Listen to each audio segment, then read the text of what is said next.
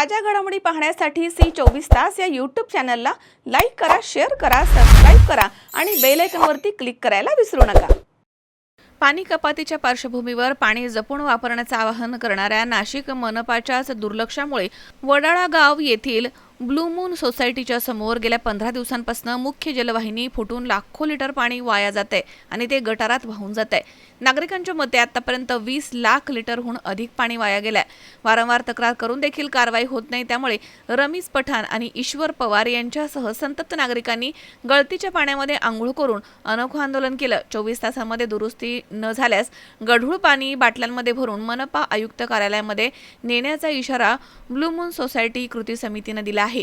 थोडा खट्टा आला आहे। हे तू म्हणजे खुशाल डाय उद्या मारला पाणी तू. येणार नाहीये, नाशिक शहरात पाणी टंचाई आहे आणि हा पाणी वेस्टेज होतोय। हा पिण्याचं पाणी आहे, हा डायरेक्ट चेंबर मध्ये चाललाय। कॅमेरामॅन दाखवा जरा, म्हणून पाण्याचा अपव्यय होत आहे, म्हणून आम्ही इथे अंघोळ करून हा पाणी वाचवतो आहे, जेणेकरून हा पाण्याचा अपव्यय होणार नाही। हा असं या ड्रेनेज मध्ये चाललाय ना पाणी, म्हणून आम्ही इकडे अंघोळ करून हा पाणी वाचवतोय। म्हणजे कसं घरी जे अंघोळ अंघोळ न करता आम्ही अंघोळ करतोय, बाहेर अंघोळ करतो आम्ही, एवढं घराचं पाणी एवढं वाचत सांगू टाकतात। लई म्हणजे ते कसं आहे, पाण्याचं म्हणजे नाशिककरांवर लई मोठा जल संकट आलेलं आहे।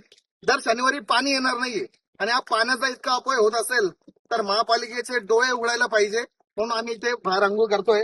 असं हा पाणी तुम्ही चेंबर मध्येच घालताय, तर ह्या पाणी आम्ही अंघोळ करून घेतो। काय करू शकता, सकाळी 6 वाजेपासून रोज इथे पाणी वेस्टेज होतो। 15 दिवसापासून हे वेस्टेज होतोय, तर तुमचं लक्ष कुठे, किंवा तुम्ही ठिकाणावर येणार आहे? म्हणून आम्ही इथे अंघोळ करून महापालिकेचा प्रशासनाचा निषेध नोंदवतोय। आणि थोड्या वेळानंतर घरच्यांना बोलून इथं कपडे वगैरे धुवाल।